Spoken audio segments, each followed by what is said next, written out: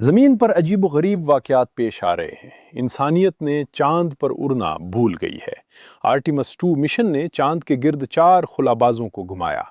उस खुला में परवाज में क्या नया है? कुछ भी नहीं। आप में से बहुत से अभी पैदा नहीं हुए थे जब खुलाबाजों ने पहली बार चांद का सफ़र किया।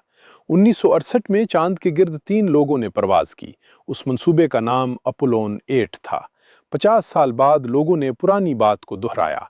माजी में इंसानियत ने चांद का बहुत मेहनत से मुतालिया किया। 1960 की दहाई में तकरीबन हर महीने चांद के लिए एक मशीन रवाना की गई। एक साल में 10 बार भी रवानगियां होती थीं। खुदकार स्टेशन चांद के गिर्द मदार में घूमते रहे। मशीनें चांद की सतह पर उतरती थीं। रोबोट्स ने बहुत सी पैमाइशें की। 100 से ज़्यादा खुदकार मिशंस ने इस सैयारे का हर जाविये से मुतालिया किया है। इंसानियत ने चांद पर इस तरह हमला किया जैसे इससे ज़मीन पर जिंदगी का दारो मदार हो। आज तक चांद वाकई मशीनों और काम करने वाले स्टेशनों के मलबे से भरा हुआ है। चांद रोबोटों का सबसे कीमती कब्रिस्तान है। इंसानियत ने पहले खलाई परवाज़ों के आगाज़ से ही मालूमात के बड़े बड़े हुजम जमा कर लिए हैं। साइंस चांद के इर्द गिर्द के हालात, चांद के करीब और चांद की तरफ जाने के रास्ते के बारे में अच्छी तरह जानती है। पहले साइंसदान मुस्तकबिल की चांद की बेसों के बारे में जोश व खरोश से बात करते थे कि चांद पर कौन से ताकतवर दूरबीनें नस्ब की जाएंगी, कि चांद की कम कशिश शकल के हालात में नए मवाद कैसे तैयार किए जाएंगे, कि चांद दूसरे सैयारों की दरियाफ्त के लिए एक ट्रांसपोर्ट हब बन जाएगा। सब कुछ तैयार था। रॉकेट, खलई जहाज़, खला नवर्दी के लिबास, जिंदगी की हिमायत के निज़ाम, मवासलात और दीगर टेक्नोलॉजीज़। लेकिन फिर चांद पर परवाज़ें अचानक ख़त्म हो गईं बग़ैर किसी वजाहत के। दहाइयों तक चांद को भूल गया। चांद पर खुदकार आलात भेजना बंद कर दिया। जैसे इंसानियत ने भरपूर खेल लिया हो और चांद अब दिलचस्प ना रहा हो। चांद के मंसूबों को एक बच्चे की तरह छोड़ दिया गया जब वो खिलौना बोर हो गया। आज चांद में दोबारा दिलचस्पी पैदा हुई है, लेकिन ऐसा लगता है कि जदीद साइंसदानों और इंजीनियरों ने अचानक वो सब कुछ भूल लिया है जो वो पहले जानते और करते थे। नई रॉकेट स्पेस लॉन्च सिस्टम क्यों बनानी है? पहले एक शानदार रॉकेट सैटर्न 5 था। रॉकेट ने बहुत कामयाबी से लोगों को चांद पर पहुंचाया। आज हम बैनुल-अक़वामी खला में स्टेशन पर खला नवर्दों और सामान को 1960 की दहाई में तैयार करदा जहाज़ों के ज़रिए ले जा रहे हैं। वो बेहतरीन काम कर रहे हैं।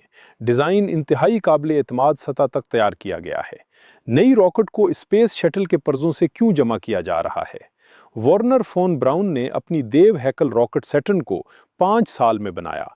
फोन ब्राउन के पास तो कैलकुलेटर भी नहीं था, उसके पास कैलकुलस और एक रुख था, और 5 साल बाद ताकतवर रॉकेट स्टार्ट टेबल पर धाड़ता हुआ शेलों के धारे उगलता था। स्पेस लॉन्च सिस्टम बनाने में 10 साल लगे। उन्होंने मुबैना तौर पर स्पेस शटल के पर्जों से नई साख्त को जोड़ा, सुपर ताकतवर कंप्यूटर्स पर हिसाब लगाया और मुसलसल तैयारी की तारीखों को पीछे धकेलते रहे। स्पेस लॉन्च सिस्टम की तरक्की एक छोटे मुल्क के बजट की कीमत पर थी। नतीजतन इंसानियत को बिल्कुल कुछ भी नया नहीं मिला। पुरानी कामयाबी को दोबारा दोहराया गया। आर्टिमस 1 की पिछली मिशन एक और अजीब कदम पीछे था। ये एक बगैर पायलट की परवाज़ थी। जहाज़ ने चांद का चक्कर लगाया और ज़मीन पर वापस आया। जहाज़ में हिफाजती जैकेटों में मलबूस मॉडल बैठे थे। इन घड़ियों के अंदर तापकारी और ओवरलोड की पैमाइश के लिए बहुत से सेंसर छुपाए गए थे। जैसे कि हम अभी तक इस बात पर यकीन नहीं रखते कि क्या इंसान चांद की तरफ सफ़र करते हुए ज़िंदा रहेगा या नहीं, लेकिन चांद की परवाज़ का इंसानी जिस्म पर असर बहुत से लोगों पर पहले ही मुतालिया किया जा चुका है। 50 साल पहले चांद पर और उसके करीब 24 लोग गए थे। वो सब परवाज़ के बाद जिंदा रहे। किसी की भी तापकारी की वजह से मौत नहीं हुई।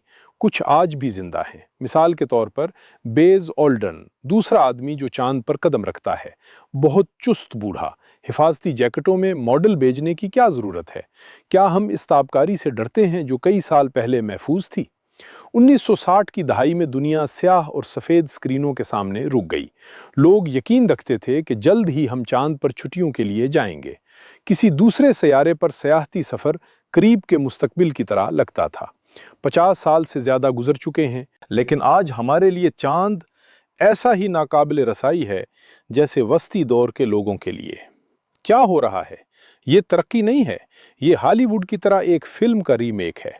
नए नाजरीन के लिए पुराने प्लाट की दोबारा शूटिंग। نئے خصوصی اثرات کے اضافے کے ساتھ۔ در حقیقت اپولو کے مشنوں کی سیریز ایک تھیٹر کی پیشکش تھی۔ چاند پر لوگوں کی لینڈنگ ایک اسٹوڈیو میں فلمائی گئی تھی۔ یہ سرکاری تصاویر پر واضح طور پر دیکھا جا سکتا ہے، لیکن اہم بات یہ ہے کہ لوگوں کے چاند پر جانے کے لیے بالکل بھی سپر ہیوی راکٹ کی ضرورت نہیں ہے۔ کیا حیرت کی بات ہے، تو پھر انہیں کیوں بنایا جاتا ہے؟